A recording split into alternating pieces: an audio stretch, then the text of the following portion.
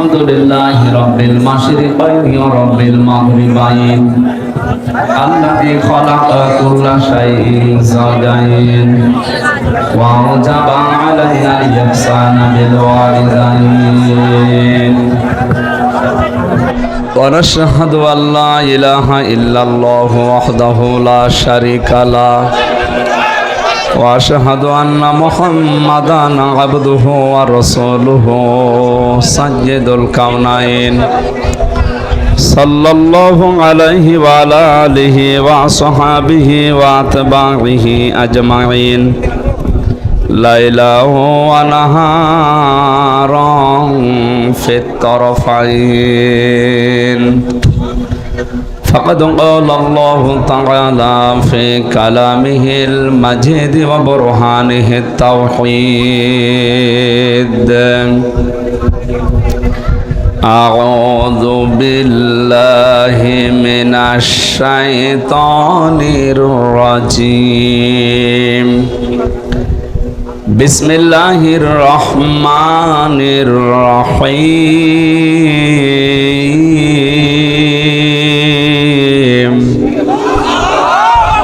ولا يسأل حميم حميما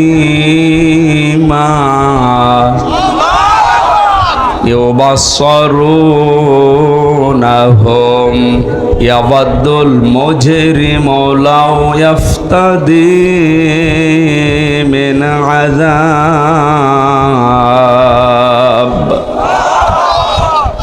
لو يفتدي من عذاب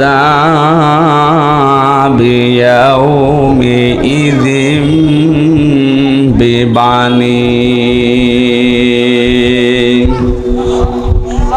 وصاحبته وأخيه وفصيلته التي تؤويه ومن في الأرض جميعا ثم ينجيه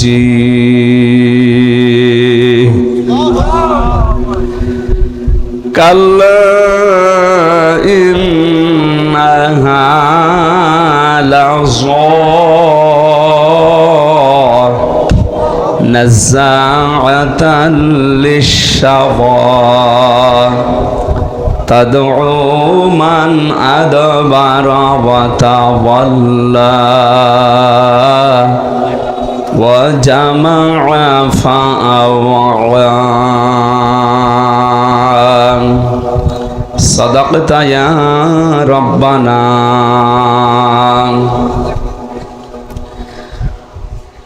عن عباس رضي الله تعالى عنه قال قال النبي صلى الله عليه وسلم من ذاق طعم الإيمان من رضي بالله ربا وبالإسلام دينا وبمحمد صلى الله عليه وسلم نبيا ورسولا رواه مسلم وما زادهم إلا إيمانا وتسليما اللهم صل على محمد وعلى آل محمد كما صليت على إبراهيم وعلى آل إبراهيم إنك حميد مجيد اللهم بارك على محمد وعلى آل محمد كما باركت على إبراهيم وعلى آل إبراهيم إنك حميد مجيد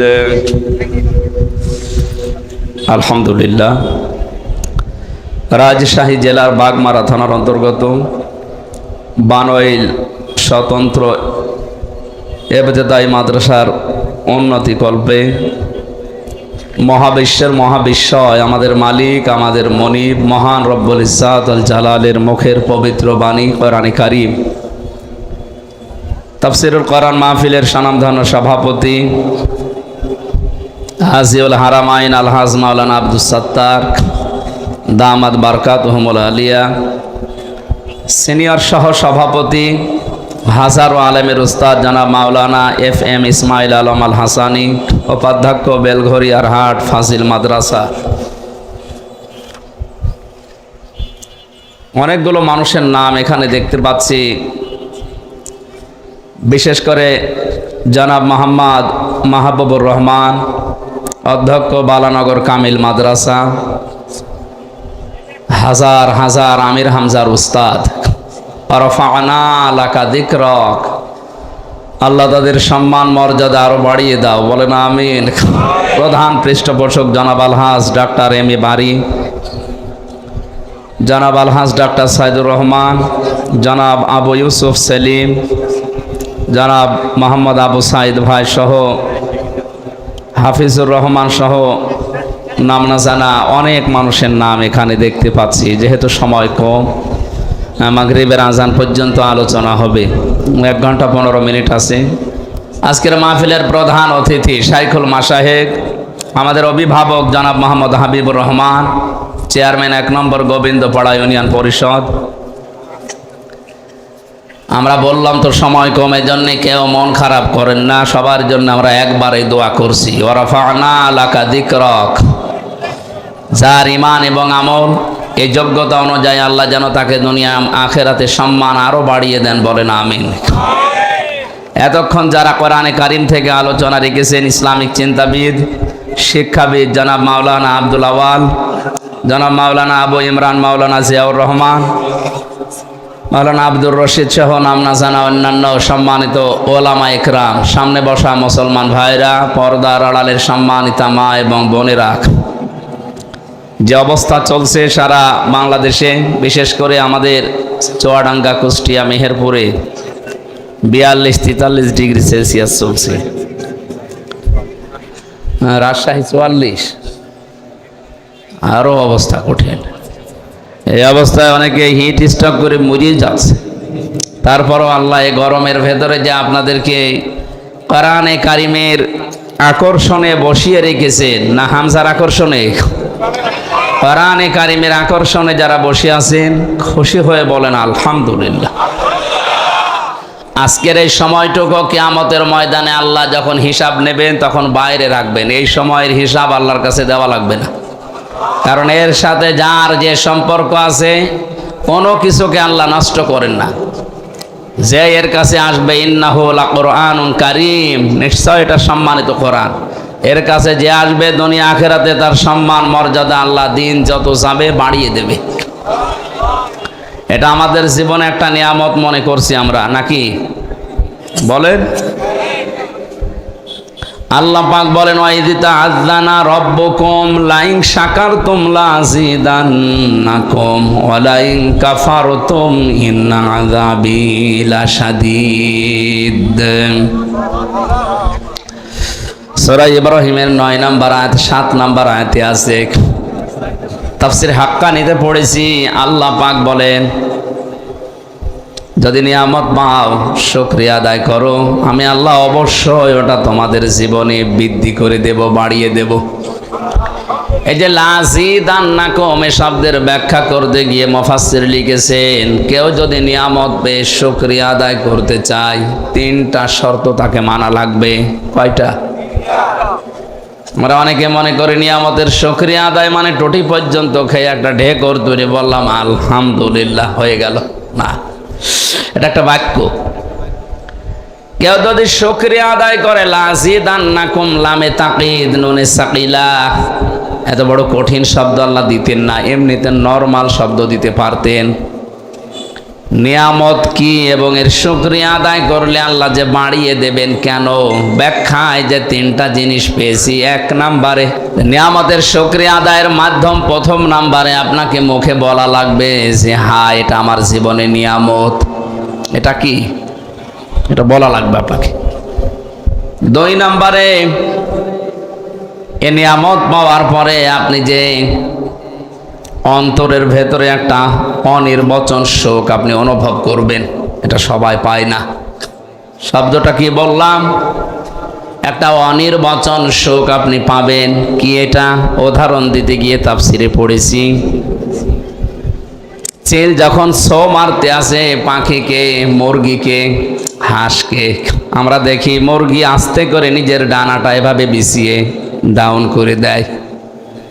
এই যে ডাউন করার পরে ওর নিচে যে বাচ্চাগুলো যে একটা কিচির মিচির আওয়াজ দেয়, বাংলাতে এটাকে বলা হয় অনির্বচন আনন্দ।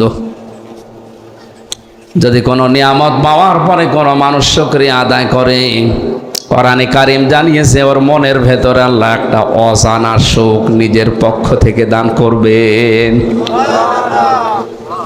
আজকের যে তেলাওয়াত কিন্তু আয়াতগুলো, আমার মনে হচ্ছে এখানে অনেকে আলেম বসে আছে। দেখবেন আপনি যদি বোঝার চেষ্টা করেন, আমার চোখের দিকে তাকাবেন, আমার মন বলছে কোরআনের এই নিগূঢ় তথ্যগুলো উপস্থাপন করলে আমাদের অনেকের চোখ দিয়ে পানি আসবে। وَإِذَا سَمِعُوا مَا أُنزِلَ إِلَى الرَّسُولِ تَرَى أَعْيُنَهُمْ تَفِيضُ مِنَ الدَّمْعِ مِمَّا عَرَفُوا مِنَ الْحَقِّ يَقُولُونَ رَبَّنَا آمَنَّا فَاكْتُبْنَا مَعَ الشَّاهِدِينَ।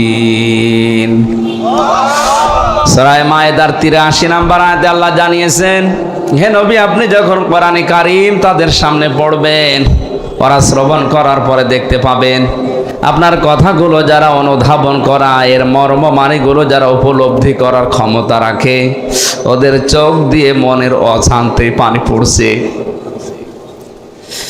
কোরআনের আলোচনায় সবার চোখে পানি আসবে না, এটা বোঝার মতো যোগ্যতা যদি আপনার থাকে, উপলব্ধি করতে পারেন যে আল্লাহ কি বলে আর আমি কি করি, আপনি দেখবেন কখন আপনি কেঁদে ফেলেছেন আপনি টের পাচ্ছেন না। বাড়ি যাওয়ার আগে ও মানুষগুলো বলবে আল্লাহ ইয়াকুলুনা রব্বানা আমান্না, এগুলো তো আমরা বিশ্বাস করেছি, ফাকতুবনা মা'আশ শাহিদিন, যারা সাক্ষী দিয়েছে তাদের সাথে আমার নামটাও তুমি লিখে নাও। বলেন আমিন। মনের ভেতর একটা অনির্বচন সুখ আপনি নিতে পারবেন। ৩ নম্বরে যে কথাগুলো এখানে বলা হবে কোরআনে কারিম দিয়ে, এই কথাগুলো প্র্যাকটিক্যাল লাইফে আপনি সেট করে করে আল্লাহকে দেখাবেন। এর নাম লা ইন শাকারতুম লা আযীদান্নাকুম। কেউ যদি নিয়ামত পাওয়ার পরে শুকরিয়া আদায় এই ৩টা পদ্ধতিতে করতে পারে, আল্লাহর গ্যারান্টি আল্লাহ এই নিয়ামত তার জীবনে আবার বৃদ্ধি করে দেবেন। বলেন আমিন। ওয়ালা ইন কাফারতুম ইন্না আযাবি লাশাদীদ, যদি গুরুত্ব না দেন, যদি দাম না দেন, মর্যাদা না দেন, আল্লাহ পাক বলেন ওটা আমি ছিনিয়ে নেব, কেড়ে নেব। শুধু কেড়ে নেব তা না, আযাবের ভেতরে ফেলে দেব। বলেন নাউযুবিল্লাহ। তাহলে আমরা মনে করতে পারছি এটা আমাদের জন্য আজকে নিয়ামত। এটা কি? লক্ষ লক্ষ মানুষ এলাকায় বাস করে, সবাইকে আল্লাহ কোরআনে কারিমের এই অনুষ্ঠানে, যেহেতু বললাম আজকের এই ১-১.৫ ঘন্টা সময় কিয়ামতে যখন বিচার শুরু হবে আল্লাহ মাইনাস করে রাখবে, বলবে এই জবাব আপনাকে দেওয়া লাগবে না, আপনার বাকি সময়ের জবাব দিন। সুতরাং এই সময়টা আল্লাহ যে আমাদের কাছ থেকে জবাব নিচ্ছে না, এটা বিশাল একটা নিয়ামত না? এই নিয়ামত সবাইকে তো দেয়নি, আমাদের যাদের দিলেন বলেন আলহামদুলিল্লাহ। মানিত্তাবাআল হুদা বিগাইরিল কোরআন আদাল্লাহুল্লাহ, তিরমিজি শরীফের হাদিস। আল্লাহর নবী জানিয়েছেন কোরআনে কারিম বাদ দিয়ে পৃথিবীর কোন জায়গায় যদি কেউ ভালো হওয়ার নিয়তেও যায়, আল্লাহ নিজে দায়িত্ব নিয়ে তাকে গোমরা বানিয়ে দেয়। এ কথার লোড কত যারা আলেম আছে টের পাচ্ছে। আদাল্লাহুল্লাহ, আদাল্লাহ ইউদিল্লু বাবে ইফআল, যদি দল্লা শব্দ আসতো, দল্লা ইয়াদিল্লু, বাংলা অর্থ হতো আপনি নিজেই নিজেকে খারাপ বানিয়ে ফেলেছেন। ৪৩টা বাব থেকে শব্দটা যখন আসবে একটা একটা করে ৪৩ রকমের অর্থ আসে।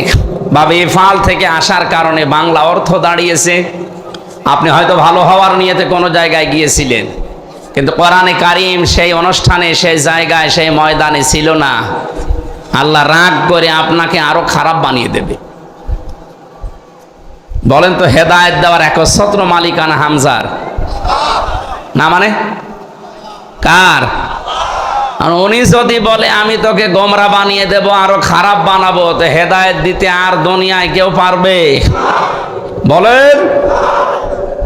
সুতরাং দল মত জাতি বর্ণ ধর্ম নির্বিশেষে আজকের এই ময়দানে সিদ্ধান্ত নেওয়া লাগবে। শুধু মাহফিল শুনতে আসা না, এ প্রচন্ড গরমে কষ্ট করে যখন এসেছেনি, আজকেই মন থেকে সিদ্ধান্ত নিয়ে বাড়ি যাবেন। কোরআন যেখানে নেই, জীবনের আগ পর্যন্ত যতদিন আজরাইল না আসে ওখানে আমি আর যাব না।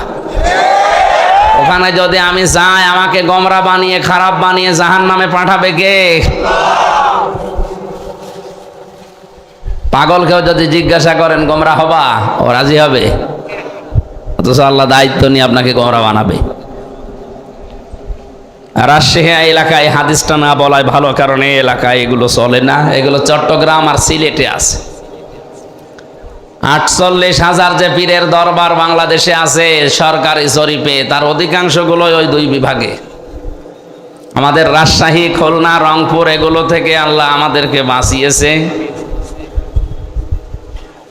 না, জিনিস খারাপ না, মানে যে জিনিস যত ভালো তার ভেজাল বের হয় তত তাড়াতাড়ি।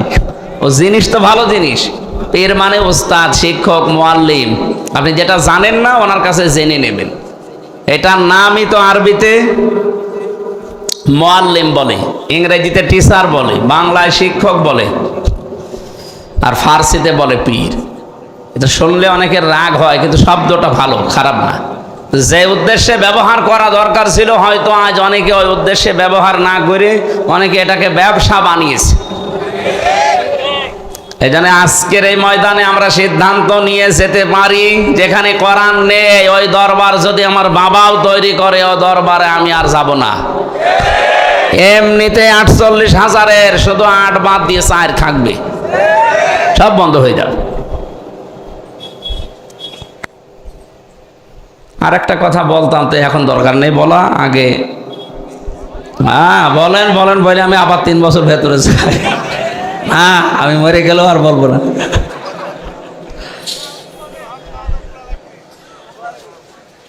চোখ বন্ধ করে বলি, আল্লাহ যা করে। শুধু পীর সাহেবের দরবারে কোরআন নেই, ওখানে গেলে আল্লাহ গোমরা বানিয়ে বেঁধে, তা না। যেই দলে কোরআন নেই ওই দল যদি আমি সাপোর্ট করি, ওখানে থাকি, আমাকেও আল্লাহ গোমরা বানিয়ে দেবে। সুতরাং এটা রাজনীতি মনে না করে নিজেকে বাঁচার জন্য আপনাকে বললাম। আমি দেখতে পাচ্ছি কোরআনের আর হাদিসের চোখ লাগিয়ে আপনি জাহান্নামে যাচ্ছেন। আপনি যেন না যান। আপনার নিজের বাবার মতো, ভাইয়ের মতো আমিও আপনাকে ভালোবাসি। নবীর এই হাদিস দিয়ে সতর্ক করলাম, এখন আপনার বিবেককে যা বলে তাই করেন।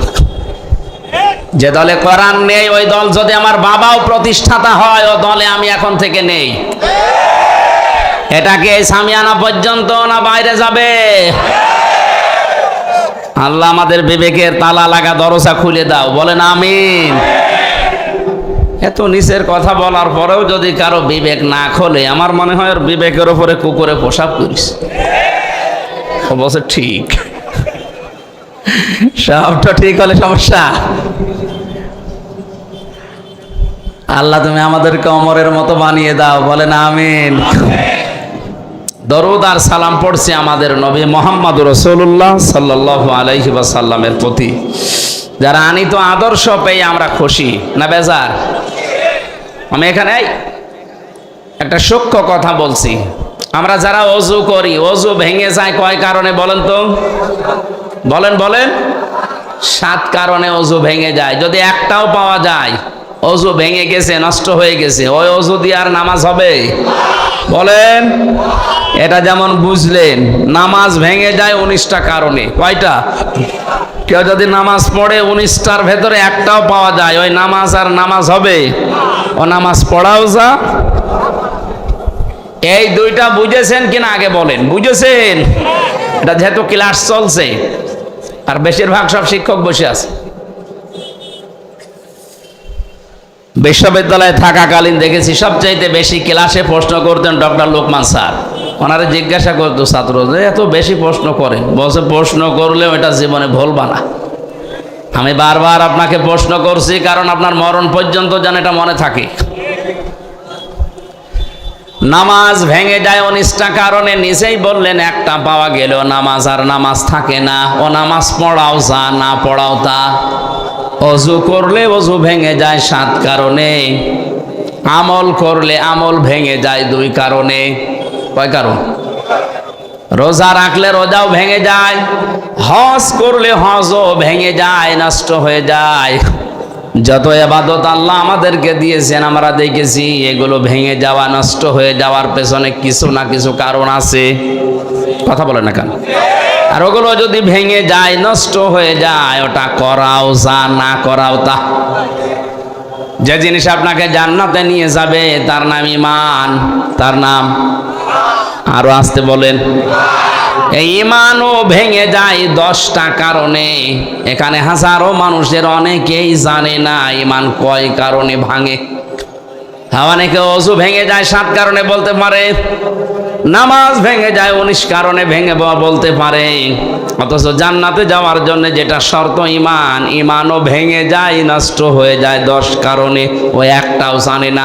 কথা বলেন না কেন?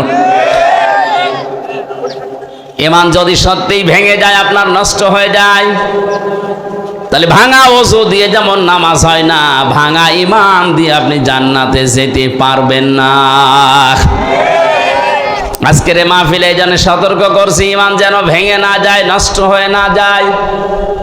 যে 10টা কারণে ঈমান নষ্ট হয়, ভেঙে যায়, তার 4 নাম্বারটা আমি পড়েছি আজকে। এই যে কিছুক্ষণ আগে যেটা বললাম, বিশ্বনবী মুহাম্মদুর রাসূলুল্লাহ আমাদের একমাত্র আদর্শ, একমাত্র। সুতরাং দুনিয়াতে কেউ যদি মুহাম্মদুর রাসূলুল্লাহকে একমাত্র আদর্শ মনে না করে, ওর ঈমান ভেঙে যায়, নষ্ট হয়ে যায়। এটা তো আমি বানালাম, হ্যাঁ? কোরআনে কারিমে আল্লাহ জানিয়েছেন ইয়াসিন।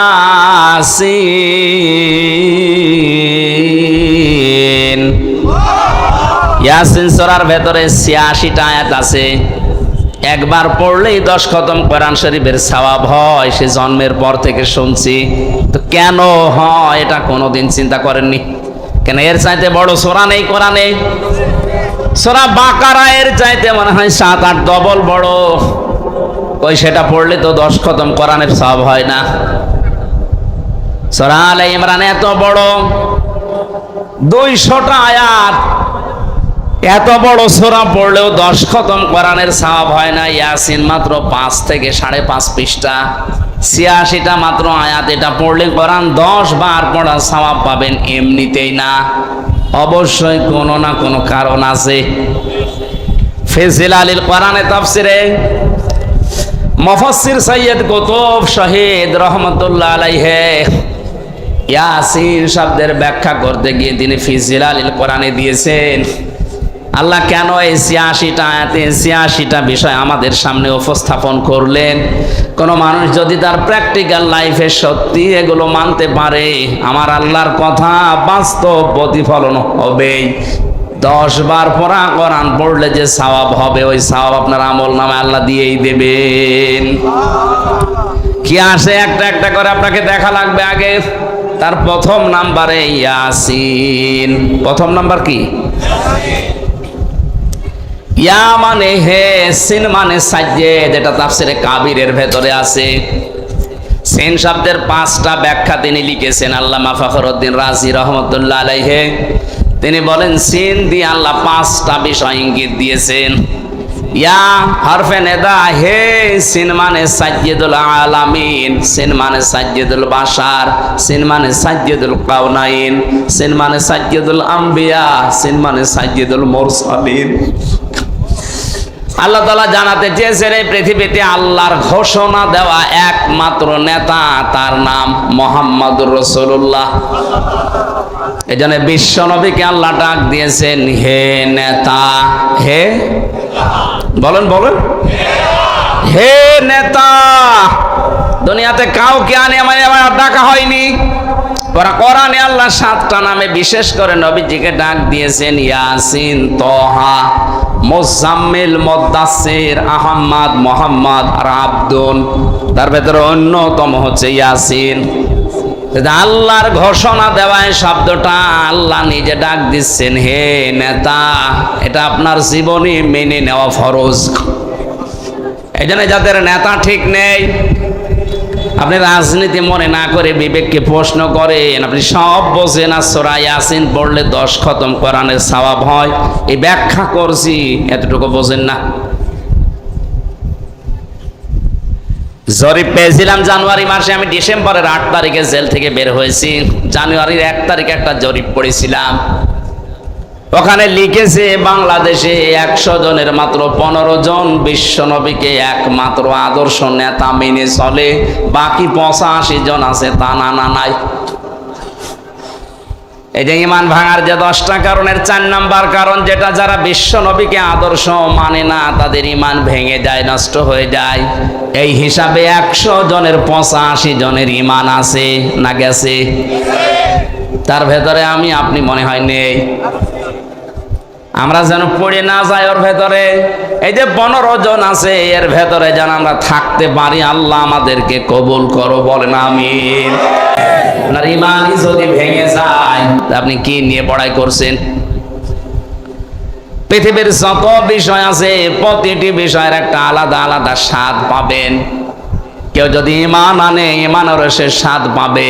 নবীজির চাচা হযরতে আব্বাস বলেন, মান যাকাতা আমাল ঈমান মান রাদিয়া বিল্লাহি রাব্বা। কোন মানুষ যদি আল্লাহকে রব বলে খুশি থাকতে পারে যে আল্লাহ আমার রব, আমি খুশি আছি, শুধু খুশি না, এর উপর আমি টিকে আছি। কোন মানুষ যদি সত্যিই রব বলে খুশি থাকে এবং টিকে থাকে, তাতানাজ্জালু আলাইহিমুল মালাইকা, আল্লাহ পাক বলেন আমি তার জন্য ফেরেশতা নাজিল করে হলেও সাহায্য করব। তাতানাজ্জালু এটা মজারে বর্তমান, ভবিষ্যৎ, প্রেজেন্ট, ফিউচার। এখন করছেন, মালাকুন না দিয়ে মালাইকা দিয়েছেন।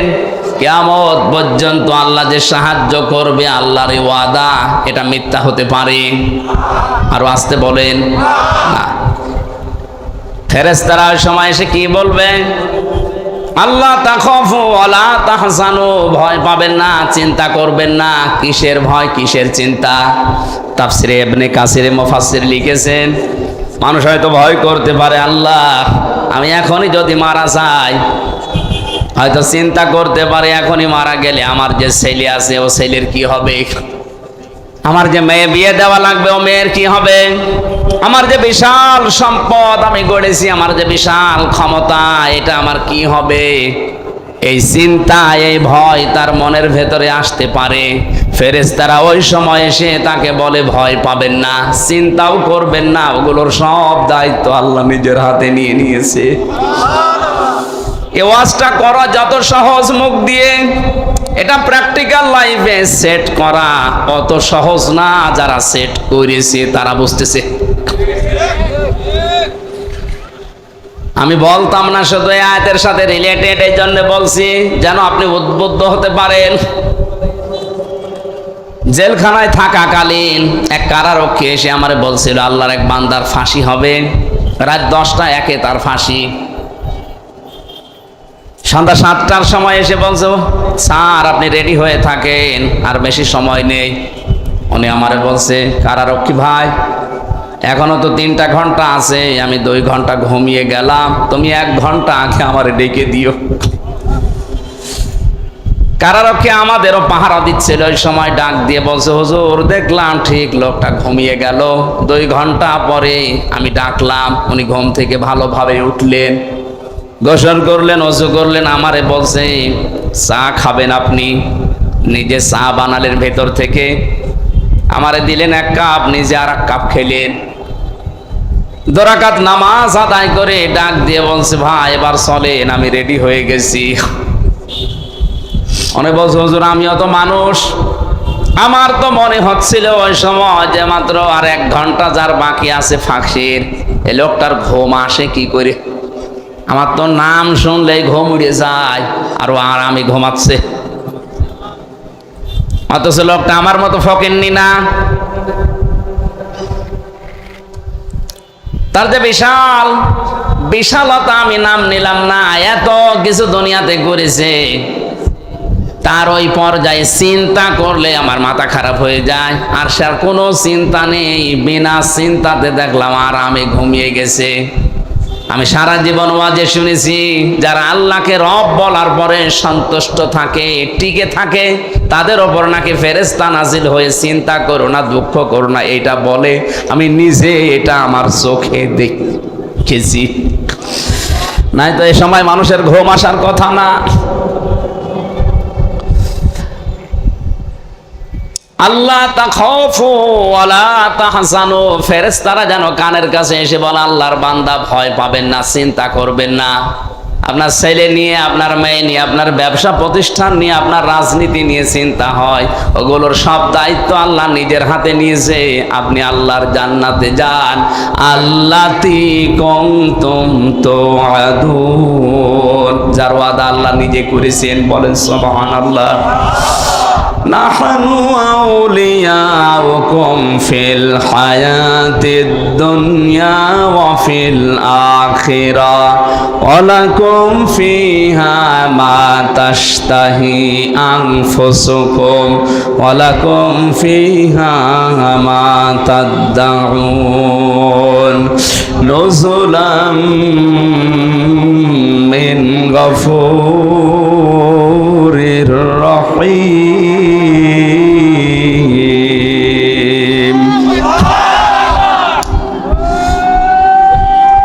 ভাই বসেন, ভাই কথাটা শেষ হবে না ভাই, সময় নেই।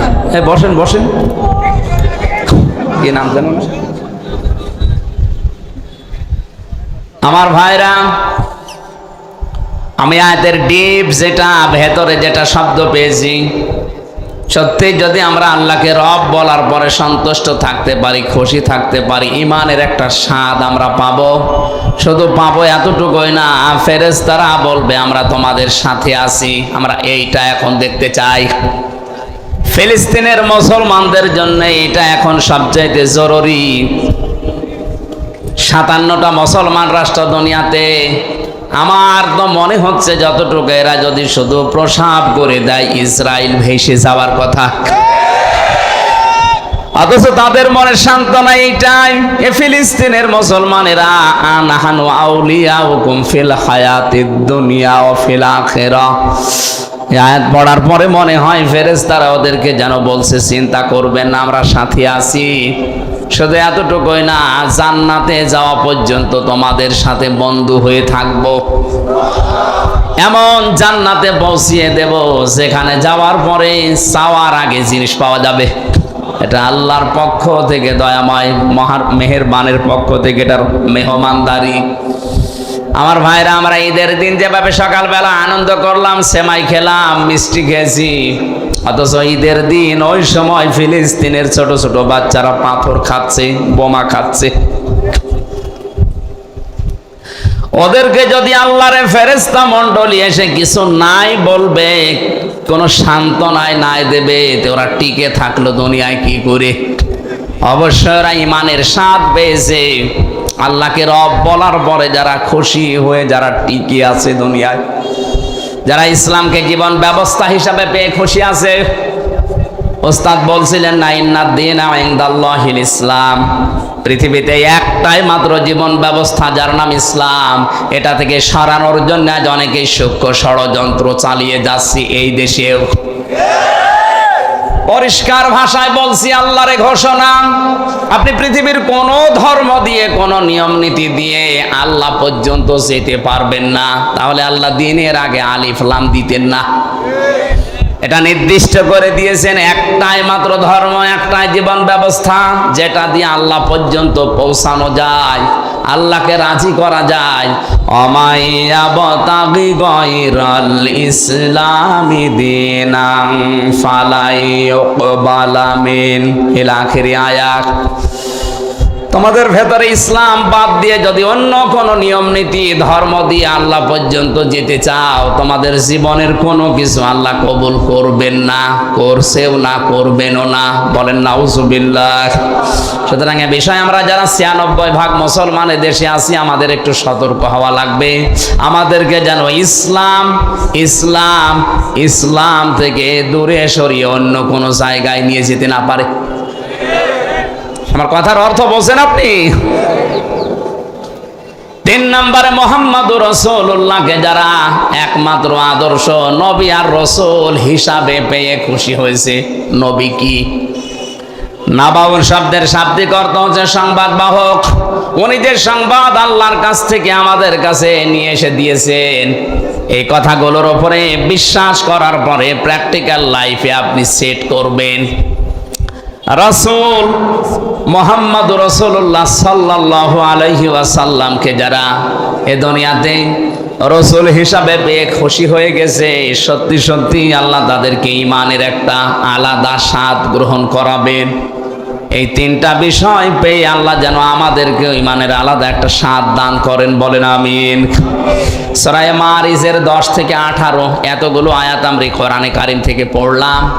কোন তাফসির মাহফিল আমি এত আয়াত পড়ি না। আজকের আলোচনার বিষয় হচ্ছে মুক্তিপণ। কি বললাম? বলেন না কেন? শব্দটা শুনতে যতটুকু মনে হচ্ছে এই শব্দটা কিন্তু বিশাল। আমি জেলখানায় বসে বসে মাওলানা মামুনুল হক, মাওলানা শাখাওয়াত হোসেন রাজি আর আমি 3 জন এক জায়গায় ছিলাম। ওনারা এই আয়াতটা বের করে বললাম, হুজুর দেখেন তো এর ভেতরে কিছু করা যায় কিনা। এখান থেকে যে বিষয়গুলো ওনারা কয়েকটা তাফসির থেকে বের করে করে আমাকে শুনিয়েছিলেন, আমি কিছু কিছু জিনিসের সাথে মিলিয়ে দেখলাম যে মুক্তিপণ শব্দটা শুনতে যত সহজ মনে হচ্ছে বিষয়টা অত সহজ না। কিয়ামতের ওই কঠিন ময়দানে মহান আল্লাহ তিনি বলেন, আমার কাছে অনেকে মুক্তিপণ দিতে চাইবে। কি দিতে চাইবে? ওয়ালা ইয়াসালু হামিমুন হামিমা ইউবাসসারুনাহুম। আল্লাহ পাক বলেন, ওই কিয়ামতের কঠিন ময়দানে যেদিন যুবক মানুষ বৃদ্ধ হয়ে যাবে, মেয়েদের লজ্জা স্থান বাদ দিয়ে পেট ফেটে বাচ্চা বের হয়ে যাবে, দুধের বাচ্চার কথা পর্যন্ত মানুষ ভুলে যাবে, মাটি পড়ে তামা হয়ে যাবে, মাথার মগজগুলো টকবক করে পড়তে থাকবে নাক কান দিয়ে। এই কঠিন মুহূর্তে মানুষ মুক্তিপণ দেওয়ার জন্য আমার কাছে আসবে। কোন শহীদ কোন বন্ধুর পরিচয় দেবে না। এমনকি তাদেরকে যদি সম্মুখে নিয়ে আসা হয়, সামনাসামনি করা হয়, ভুলে যাবে, বলবে কে? বন্ধু আমি চিনি না তোরে। ইয়াওয়াদ্দুল মুজরিমু লাউ ইয়াফতাদি মিন আযাবি ইয়াউমিদিন বিবানি। আল্লাহ পাক বলেন, ওই কঠিন মুহূর্তে মানুষ আমাকে মুক্তিপণ দিতে চাইবে তার সন্তানাদি। কি দেবে? আমার ছোট মেয়েটা জান্নাতুল মাওয়ার পরে যেটা ফারিহা জান্নাত, এর আমি 1 বছর রেখে গিয়েছিলাম জেলখানায় যাওয়ার আগে। এখন ওর বয়স 4 বছর। ওর প্রতি আমার যে দুর্বলতা, যে ভালোবাসায় 3 বছরে জন্মিয়েছে আমি না দেখার পরেও, যদিও আমার এখনো ভালো চেনে না। জেল থেকে বের হয়ে বাড়ি গিয়ে যেদিন গেলাম, আমারে বসো হুজুর আমাদের বাড়ি চলেন। হুজুর আমাদের বাড়ি চলেন মানে ও যে আমার মেয়ে, আমি যার বাবা, ও আমার চেনেই না, মনে করে বিভিন্ন হুজুর আসে, আজকে মনে হয় হুজুরই এসেছে। অথচ ওকে না দেখে যে ভালোবাসা, যে মহব্বত ওর প্রতি তৈরি হয়েছে, আমার যতটুকু মহব্বত ওর প্রতি, কেউ যদি বলে পুরা রাজশাহী তোমাকে দিয়ে দেব, ফারিহাকে মেরে ফেলো, আমার সম্ভব না। কি ভালোবাসা ওর প্রতি বলেন তো আমার। অথচ আল্লাহ বলেন কিয়ামতে ফারিহাকে ও আমার কাছে হামজা বলবে, আল্লাহ মুক্তিপণ দিয়ে দিলাম, এটাও নিন। এটা বলবো আমি যে বলবো, এটা কি বানাচ্ছি আমি? কোরআনে কারীম আমাকে জানাচ্ছে যেটা আমি বলবো। ফারিহা জান্নাতের মতো এত মহব্বত ভালোবাসার বস্তুকে যদি আমি বিনিময় দেওয়া, মুক্তিপণ দেওয়া, ফিদিয়া দিতে চাই, আর কি বাকি থাকবে আমার কাছে? আল্লাহ পাক বলেন, শুধু সন্তানাদি না, ওয়াসাহিবাতিহি ওয়া আখি, এমনকি তার স্ত্রী, তার সহোদর যারা, তার ভাই, তাদেরকেও আল্লাহর কাছে সে মুক্তিপণ হিসাবে বলবে, আল্লাহ এগুলো নিয়ে নাও। ওয়া ফাসিলাতিহিল্লাতি তুবি, তার জ্ঞাতি গোষ্ঠী, তার দলের লোক, যারা তাকে আশ্রয় দিত বিপদে পড়লে, যাদের নাম শুনলে তাকে অনেক বিপদ থেকে বাঁচিয়ে দিত, এই মানুষগুলোকেও সে বলবে আল্লাহ এগুলো মুক্তিপণ দিয়ে দিলাম, এগুলো নিয়ে নাও, আমাকে বাঁচাবান তো। আল্লাহ বলেন এতটুকুই না, ওয়ামান ফিল আরদি জামিআ, এমনকি তামাম দুনিয়ায় ওর যা আছে তা তো দিতে চাইবে, ওর যা নেই তাও বলবে আল্লাহ ওগুলো দিয়ে দিলাম। জি, এর বিনিময়েও তুমি আমাকে নাজাত দাও, আমাকে বাঁচাও। আল্লাহ পাক এবার কঠিন জবাব দিয়েছেন, কাল্লা, না, কখনোই না, ইন্নাহা লাযা, অবশ্যই এই মানুষগুলোকে আমি আল্লাহ লাজায় প্রবেশ করাবো। কোন জায়গায় বলেন বলেন? এখানে একটা কমন প্রশ্ন আমরা অনেকবার করেছি, আমরা অনেকেই জানি যে জাহান্নাম 7টা, জান্নাত 8টা। না, সূরা হিজরের 44 নম্বর আয়াতে আল্লাহ জানিয়েছেন লাহা সাবআতু আবওয়াব, এই জাহান্নামের দরজা 7টা। কয়টা? তাহলে জাহান্নামে একটা দরজা 7টা, জান্নাত একটা দরজা 8টা। আমি কোরআনে 100টার উপরে দরজার স্তর পেয়েছি। ওইগুলো আমাদের আলোচনার বিষয় না, বা ওগুলো আমরা আলোচনা করি না, তাই জানি না। জান্নাতের দরজা কিন্তু শুধু 8টা না, 100টার উপরে আছে। জাহান্নামের এই 7টা আমাদের কাছে পরিচিত বেশি, তার ভেতরে গুরুত্বপূর্ণ এই লাযা। একটা জাহান্নাম তার স্তর বা দরজা হচ্ছে 7টা। মনে করেন আল্লাহ পাক বলেন লিকুল্লি বাবিম মিনহুম জুজউম মাকসুম, দুনিয়াতে যে ধরনের অপরাধ করবে কিয়ামতে আল্লাহ তাকে ওই দরজা দিয়ে প্রবেশ করাবে, তার জন্য ওই কিসিম, ওই অংশ ভাগ করা থাকবে। এটা ইবতেদাই মাদ্রাসা 1 থেকে 5 পর্যন্ত পড়ায়। 5টা ক্লাসরুম আছে না? বলেন, 5টা ক্লাসরুমের 5টা দরজা আছে। যে যেই শ্রেণীতে পড়ে ওই দরজা দিয়ে সে প্রবেশ করে। ক্লাস 1-এ পড়ে, ও 5-এ যে ক্লাস করতে পারবে।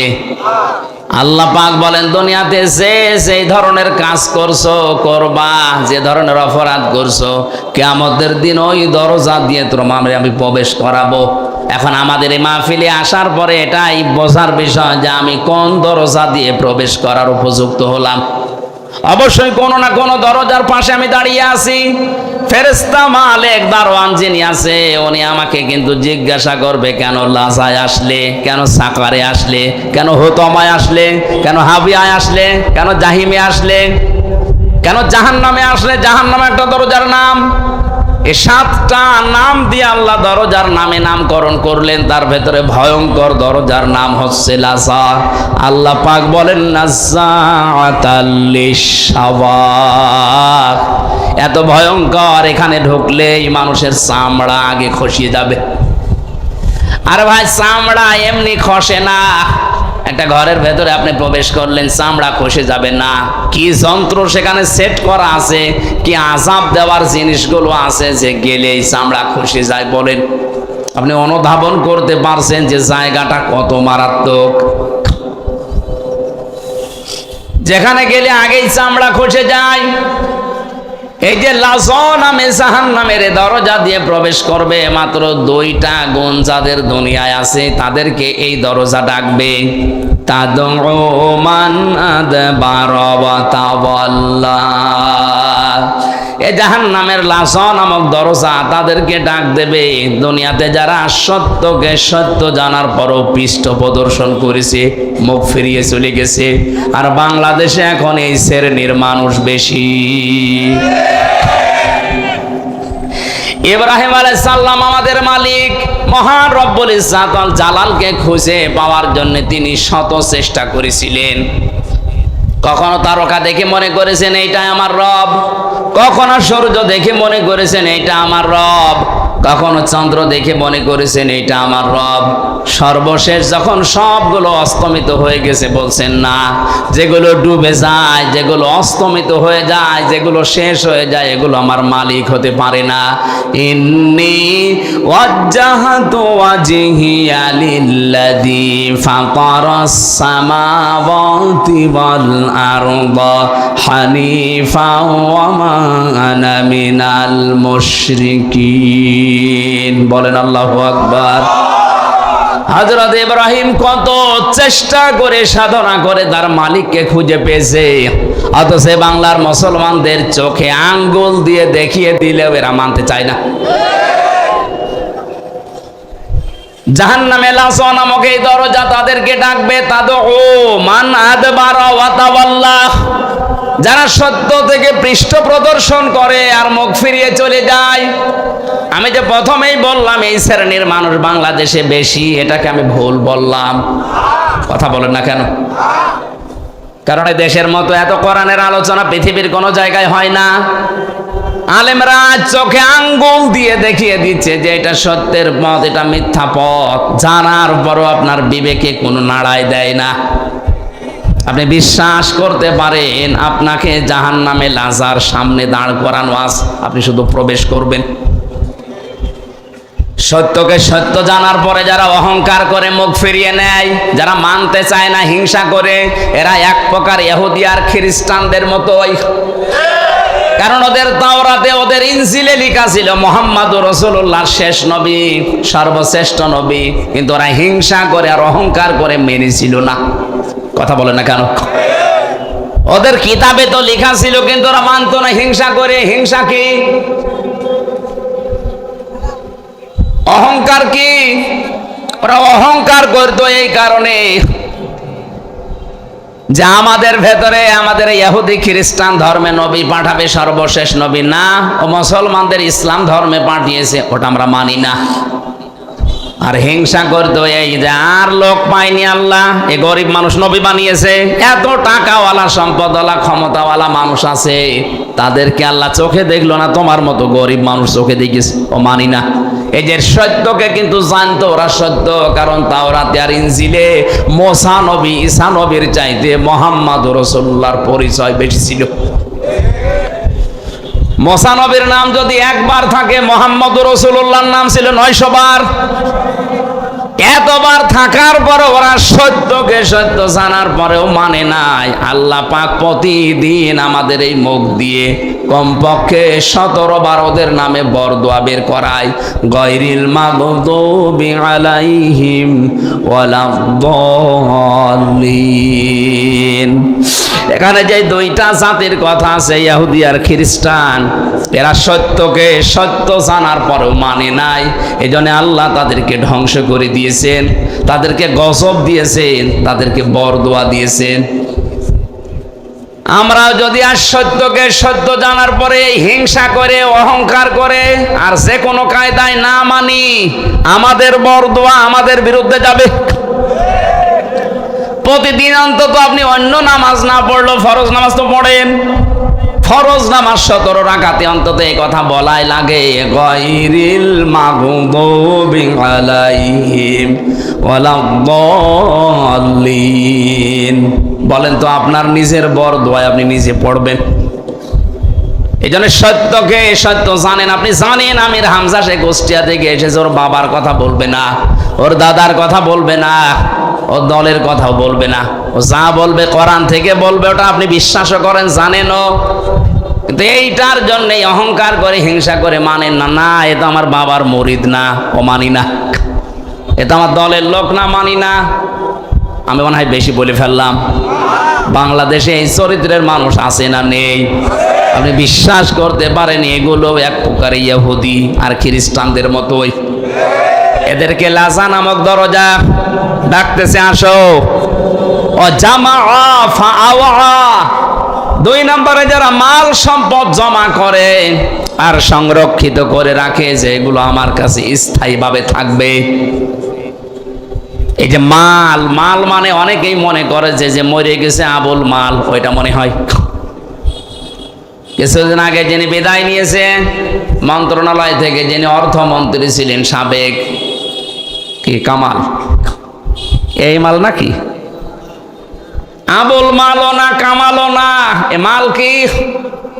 ফি জিলালিল কোরআনে মুফাসসির লিখেছেন, মাল শব্দের ব্যাখ্যায় তিনি 5টা বিষয় তুলে ধরেছেন। যারা এই 5টা বিষয় জমা করে আর বারবার সংরক্ষিত করে রাখার চেষ্টা করে আর মনে করে আমার কাছে থাকবে, ইয়াহসাবু আন্না মালাহু আখলাদা, যারা ধারণা করে এগুলো আমার কাছে স্থায়ীভাবে থাকবে, এগুলো আর হাতছাড়া হবে না, এই মানুষগুলোকে মহান আল্লাহ হুতমা নামক দরজা দিয়ে প্রবেশ করাবে। বলেন নাউজুবিল্লাহ।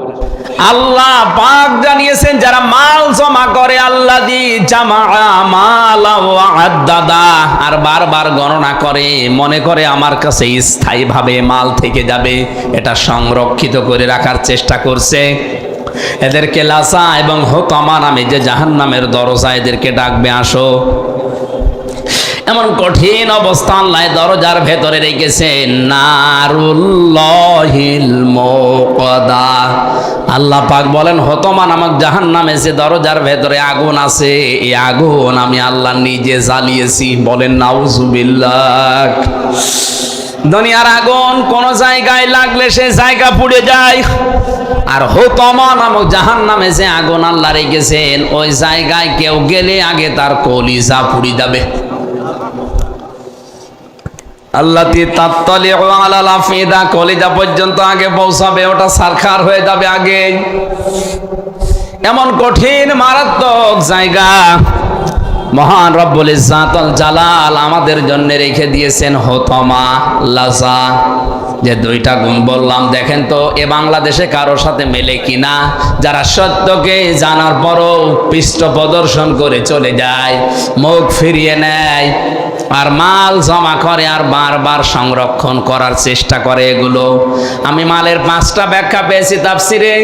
1 নম্বরে মাল বলতে নবীজি আয়াতের ব্যাখ্যায় জানিয়েছেন, আদ-দুনিয়া কুল্লুহা মাতাউন ওয়া খায়রু মাতাউদ দুনিয়া ইমরাতুস সালিহা, পৃথিবীর সবগুলো সম্পদ মাল, এর ভেতরে উত্তম সম্পদ হচ্ছে আল্লাহওয়ালা নেককার মেয়ে মানুষ। জোরে বলেন সুবহানাল্লাহ।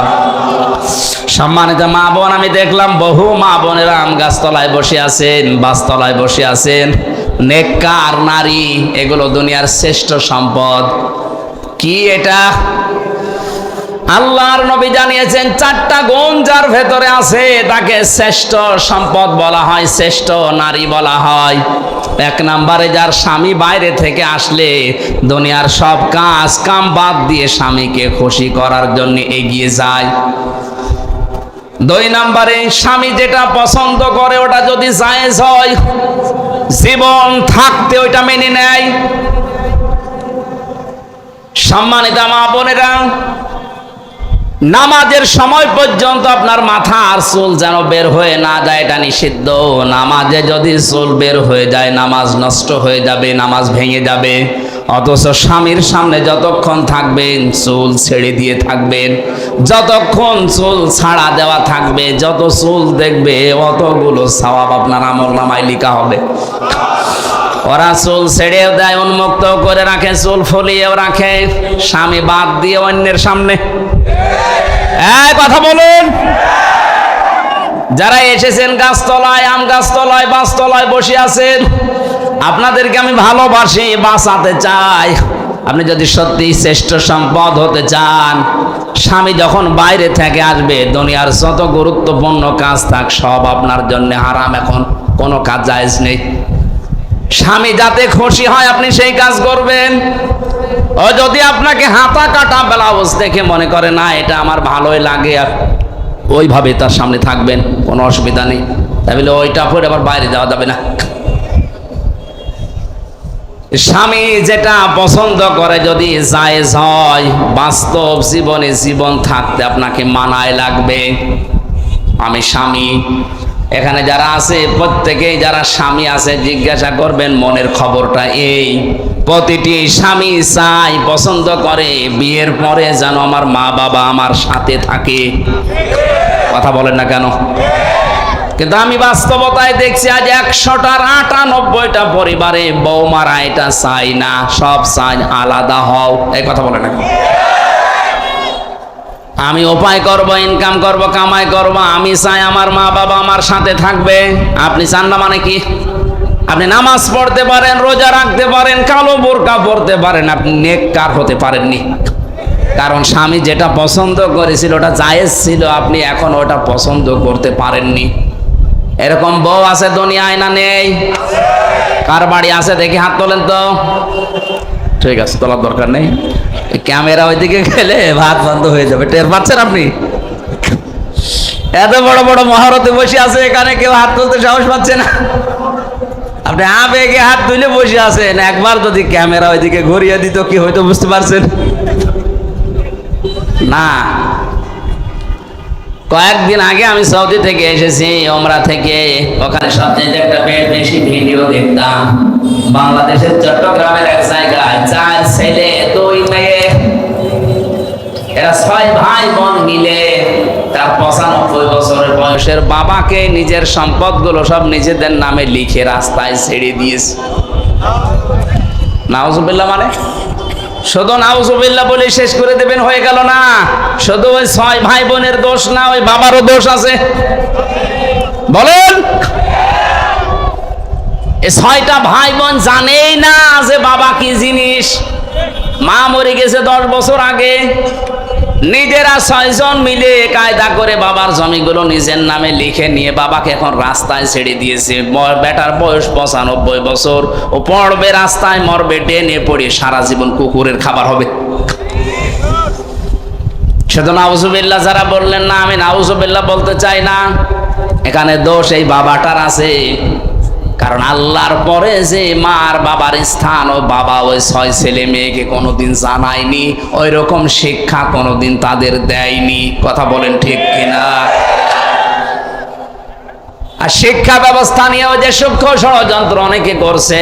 আমাদের ইমানের দাবি হচ্ছে আমরা অন্তত মুসলিম বলে যারা দাবি করি, আমাদের আবার যেন 95 বছর বয়সে কুকুরের খাবার হওয়া না লাগে, সেজন্য আগে থেকেই ছেলে মেয়েকে এই শিক্ষা দেওয়া আছে আল্লাহর পরে আমার স্থান। এটা পাওয়া যাবে যেই জায়গায়, ওখানে আপনি নিয়ে যান তারে।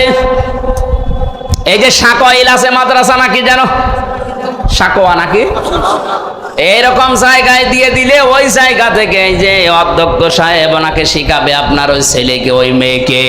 আকাযা রাব্বুকা আল্লা তা'বুদু ইল্লা ইয়্যাহু ওয়া বিল ওয়ালিদাইনি ইহসানা। আল্লাহ পাক বলেন আমি রায় দিয়েছি, ঘোষণা দিয়েছি, সিদ্ধান্ত নিয়েছি, ফায়সালা করে দিয়েছি যে আমার ছাড়া আর কারো ইবাদত করা যাবে না। আর আমার পরে সবচাইতে বড় স্থান তোমার মা বাবার, তাদের সেবা করো, তাদের খেদমত করো, তাদের প্রতি ইহসান করো। ব্যাখ্যায় মুফাসসির লিখেছেন কোন সন্তান যদি মা বাবার জন্য ব্যবহারিক কোন জিনিসও কিনে দেয়, ওটা যেন সে আল্লাহর রাস্তায় সাদকা করলো। সুবহানাল্লাহ বলতে পারেন না? মায়ের একটা স্যান্ডেল দরকার, আপনি যদি স্যান্ডেলটা মাকে কিনে দেন, বাবার একটা স্যান্ডেল দরকার যদি কিনে দেন, ও যদিও দুনিয়ার কাছে ব্যবহার করবে, আপনার দ্বারা মনে হবে আপনি আল্লাহর রাস্তায় এই 100 টাকা দান করে এসেছেন। বাংলার হাজারো মানুষ এই বিষয়টা না জানে। আজ যে সমস্ত জায়গায় টাকা পয়সাগুলো সম্পদগুলো খরচ করছেন না জেনে না বুঝে, এটা রেকর্ড হচ্ছে, কালকেই তামাম দুনিয়ায় ছড়াবে। প্রত্যেককে আহ্বান জানাচ্ছি, আল্লাহর পরে যাদের স্থান তারা কিন্তু আমার ঘরে। কথা বলেন না কেন? আল্লাহর পরে যার স্থান তারা আমার ঘরে, না বরিশালে, না চট্টগ্রামে, না সিলেটে? কোথায় দৌড়াচ্ছেন আপনি? একবারে চট্টগ্রাম চলে যাচ্ছেন, এখান থেকে 700 কিলোমিটার। একবারও চিন্তা করেন না এখানে 7 গজ দূরে যিনি বসে আছে তার নাম আল্লাহ আমার আল্লাহর পরে দিয়েছেন। ওই 6টা ছেলে মেয়ে যদি সত্যি জানতো যে আল্লাহর পরে স্থান আমার এই বুড়ো বাবার, 6 ভাই বোন মিলে জিনিস জমি জায়গাগুলো কায়দা করে লিখে এই মুরব্বী বয়সে রাস্তায় ছেড়ে দিত না। এখানে 2টা কারণ আছে।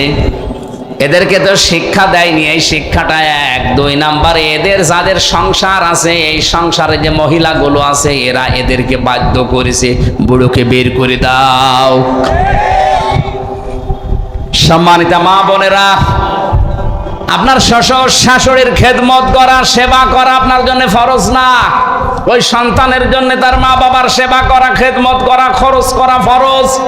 কিন্তু আপনার প্রলোভনে পড়ে আপনার কথাবার্তার, আপনার আচরণে যদিও বাধ্য হয় তার মা বাবার সাথে খারাপ আচরণ করতে, এর ভাগীদার আপনিও। বাংলাদেশে এরকম বেটার বউ আছে না নেই? এরকম পুত্রবধূ নেই? আপনি মনে করছেন আমি তো নামাজ পড়ি, রোজা রাখি, কালো বোরকা পরি? আমি তো আবার বলছি, আজ হাজারো পরিবারে সন্তানটা তার মা বাবার সাথে ভালো আচরণ করা, তাদের খোঁজ খবর নেওয়া, তাদের পেছনে যে খরচ করার দায়িত্ব, এটা পালন করতে 100 ভাগ পারে না। এর পেছনে দায়ী ওই বৌমা। কথাটা যদি সত্য হয়ে গেল, এইটাই বাস্তব। আল্লাহ মেয়েদেরকে যেন এই সংকীর্ণ মনা মন থেকে বেরিয়ে আসার তৌফিক দেন, বলেন আমিন। আমি নিজে একজনের জামাই, আল্লাহর কসমে কোরআন আমার সামনে আমি হাতে নিয়ে বলছি, আমি আমার শ্বশুর শাশুড়িকে যে নজরে দেখি, যেভাবে মহব্বত ভালোবাসা দেয়, সত্যি করে বলছি প্রত্যেকটা পুত্রবধূ যদি তার শ্বশুর আর শাশুড়িকে এই নজরে দেখতো, কোনো ছেলে তার মা বাবাকে আলাদা করে দিত না। আমি তো মেলে না, আমি পাই না। কোন কারণে তাদের আলাদা করে দেওয়া লাগবে আমি তো বুঝি না। আপনি কি মনে করেন যে আলাদা করে দিলে আমি বেশি খেতে পারবো, আনন্দে থাকতে পারবো? নবীজি হাদিস তিরমিজি শরীফের হাদিসে জানিয়েছেন, কোন স্ত্রী যদি চায় যে তার স্বামীর হায়াত বেড়ে যাক, তার স্বামীর সম্পদ বেড়ে যাক, তার সম্মান বেড়ে যাক, সে যেন স্ত্রী হিসাবে স্বামীকে বারবার পরামর্শ দেয়, স্বামী তুমি আর যাই করো অন্তত নিকট আত্মীয় স্বজনের খোঁজ রাখো। আপনার সবচাইতে বেশি নিকট আত্মীয় আপনার মা, শ্বশুর, শাশুড়ি, এই স্বামীর বোন, ভাই, ফুফু, চাচা, এই কথা বলছে না কেন? এদের খোঁজ খবর রাখবেন আপনার যতটুকু সামর্থ্য আছে, বারবার তাকিদ দিয়ে হলেও এটা করবেন।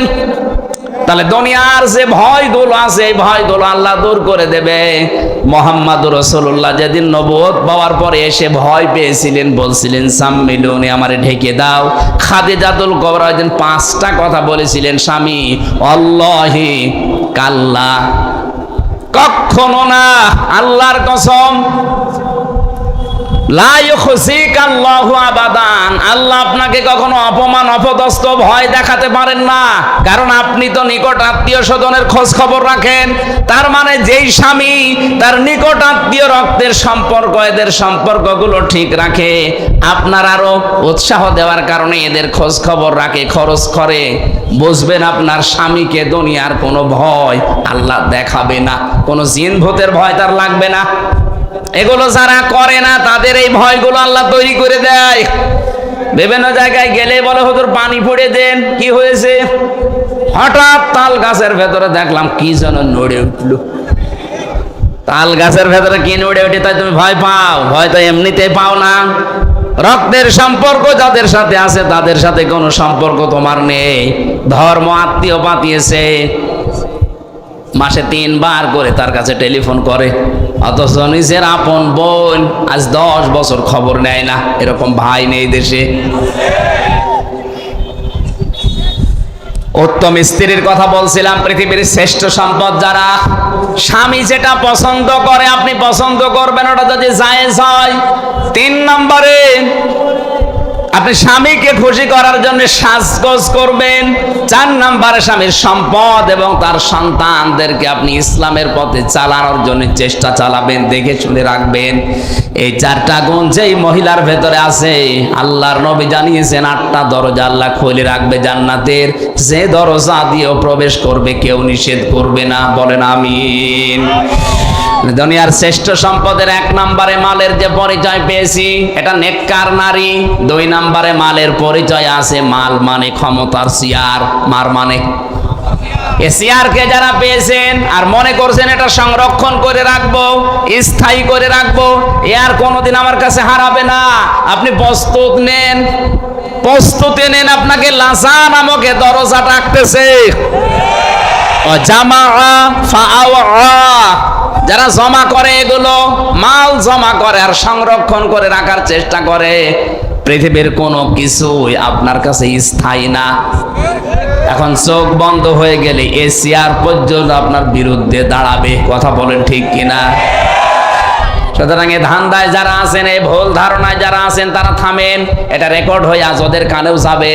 যারা আজ ক্ষমতার চেয়ার এক জায়গায় পেয়ে মনে করছেন আর কোনোদিন হারাবে না, আপনি ভুল পথে আছেন। এটাকে সংরক্ষণ করার জন্য যারা উঠে পড়ে লেগেছেন, যেটা স্থায়ী করবই, এটা পারা যাবে না। আপনাকে লাজা নামক দরজা ডাকতেছে, এ দরজা থেকে ফিরে এসে জান্নাতুল ফেরদাউসের দরজার সামনে যা। মালের 3 নাম্বার ব্যাখ্যা মাল মানে টাকা পয়সা, 4 নাম্বার ব্যাখ্যা মাল মানে অস্ত্র শস্ত্র। আজ যারা অস্ত্র শস্ত্র জমা করছেন আর স্থায়ীভাবে রেখে দেওয়ার জন্য চিন্তা করছেন আগামীতে কাজে লাগাবো, আমি ভেতরে নামতে পারলাম না, এই জন্য দুঃখিত। 5 নাম্বারে প্রভাব প্রতিপত্তি। এগুলো যারা আজ সংরক্ষণ করছেন, জমা করছেন আর মনে মনে স্থায়ী করে নিচ্ছেন যেগুলো আমি রেখে দেব সারা জীবন, আপনি পারবেন না। লাজা ডাকতেছে, লাজা আপনাকে ডাকতেছে। এখানে যেন যাওয়া না লাগে, ওখান থেকে ফিরে জান্নাতের যে 100টা দরজা আছে, যে কোনো দরজার সামনে যান।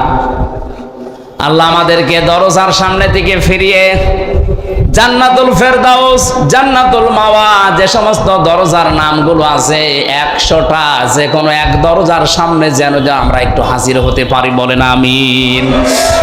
আমি এই দাম্পত্য জীবনের যে কলহ চলছে এখন সারা বিশ্বে, বিশেষ করে বাংলাদেশ, ভারত, পাকিস্তানে যা ডিভোর্স আরম্ভ হয়েছে জেলখানার ভেতরে 3টা বছরে, এইটা আমি সবচাইতে বেশি মামলা দেখেছি। হয় বউকে মেরে ফেলেছে, না আত্মারা করে ফেলেছে, না যৌতুকের জন্য তাড়িয়ে দিয়েছে। মানে পারিবারিক জীবনের এই যে কলহ এবং এর সমাধানটা কি, ওখানে 19টা পয়েন্ট দেওয়া আছে। ওখানে আমি জেলখানায় বসে বসে 3 বছর তো কাজ ছিল না, ফাঁসির কন্ডেম সেলের ভেতরে ছিলাম, বসে বসে টুকে রেখেছিলাম কারারক্ষীদের কাছে কলম নিয়ে নিয়ে। পরবর্তীতে বাইরে এসে ওগুলো বই আকারে আমি ছাপিয়েছি। আমার গাড়ি কোথায় আছে আমি জানি না, ওই কর্নারে আছে। মেয়েদেরকে আপনি কিনে উপহার দেবে, বলবেন যে এইটা বড় দাম্পত্য জীবনে পরকীয়া প্রেম যাদের আছে, আমি বিশ্বাস করি তারা পুরাটা শেষ করলে থামবে। কারণ এই পরকীয়া প্রেমের কারণে আজ হাজারো পরিবারে যারও সন্তান তৈরি হচ্ছে। আপনি এদিকে জানেনই না যে ছেলে কার, অথচ ছেলে হয়েছে অন্যজনের মতো। কি গো, এই ছেলে তো আমার মতো না, তো হবে কি করে? অত লাইন করেছে অন্য জায়গায়, আপনার সাথে চেহারা মিলবে? আপনি থাকেন হয়তো 10 দিন আর ও থেকেছে 30 দিন। বলেন সুবহানাল্লাহ। এই জন্য আমার যেন ওই রকম পরিবেশ না হয়ে যায়। বইটা কিনে স্ত্রীকে, মেয়েকে, মাকে, বোনকে পড়াবেন। ওই সামনে গাড়ি আছে, আর পুরুষদের জন্য একটা আছে,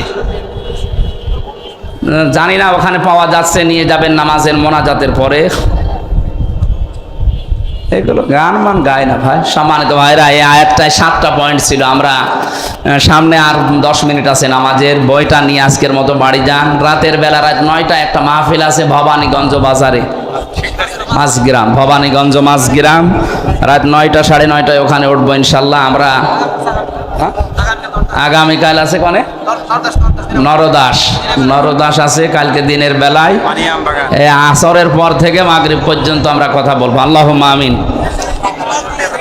লা ইলাহা ইল্লা আনতা সুবহানাকা ইন্নী কুনতু মিনাজ জালিমিন। রব্বুল আলামিন প্রচন্ড গরমে জান্নাতের বাগান যারা সাজিয়ে দিল, এই মানুষগুলোকে তুমি কবুল করো। যত আলেম এখানে এসেছে আমার মাথার তাজ, আলেমদেরকে তুমি হযরতে আবু বকরের মতো মা বানিয়ে দাও। মাহফিলের বাস্তবায়নে তোমার যে বান্দা আবু সাইদ সহ, এ মাননীয় এমপি সাহেব, অধ্যক্ষ আবুল কালাম আজাদ ভাই সহ যত মানুষ কোরআনে কারিমের অনুষ্ঠানের জন্য শ্রম দিয়েছে, গোয়েন্দা বিভাগের যে মানুষগুলো সাহায্য সহযোগিতা করেছে, কোরআনের জন্য যে যতটুকু এগিয়েছে তুমি তার দিকে অতটুকু এগিয়ে যাও। মা বোনদেরকে তুমি নেককার হওয়ার, আল্লাহ তাআলা আল্লাহওয়ালা হওয়ার তৌফিক দাও। আল্লাহ যেন আমাদেরকে না ডাকে জান্নাতুল ফেরদাউস, জান্নাতুল মাওয়া আমাদেরকে ডাকে, ওই রকম ব্যবস্থা করে দাও। বারাকাল্লাহু লানা ওয়া লাকুম ফিল কোরআনিল আযীম। আল্লাহ তাআলা বহু কষ্ট স্বীকার করে বিশাল আয়োজনে তোমার যে বান্দাগুলো শ্রম দিয়েছে, এদের টাকা পয়সাগুলো ওসমানের মতো কবুল করে নাও। আমরা অসুস্থ যারা আছি আমাদেরকে শেফায়ে কামেলা আজেলা নসিব করো। আইলে আমার কণ্ঠে ব্যথা করছে, শরীরও ভালো না, অসুস্থ আছি, মুসাফির অবস্থায় আছি, মাসলুম অবস্থায় আছি, মন থেকে দোয়া করছি আল্লাহ তুমি আমাদের হামে ওয়া নাসির হয়ে যাও। বারাকাল্লাহু লানা ওয়া লাকুম ফিল কোরআনিল আযীম। আলহামদুলিল্লাহি রাব্বিল আলামিন। আল্লাহুম্মা ইন্নী আসআলুকা শাহাদাতান ফি সাবিলিক। যখনই মরণ আসবে যেন একবার হলেও পড়ি লা ইলাহা ইল্লাল্লাহু মুহাম্মাদুর রাসূলুল্লাহ। আসসালামু আলাইকুম ওয়া রাহমাতুল্লাহ। ওই কর্নারে আছে সাদা গাড়ি, ওখান থেকে নিয়ে স্ত্রীকে, মেয়েকে, মাকে, বোনকে, ফুফুকে অবশ্যই উপহার দেবেন, কাজে লাগবে।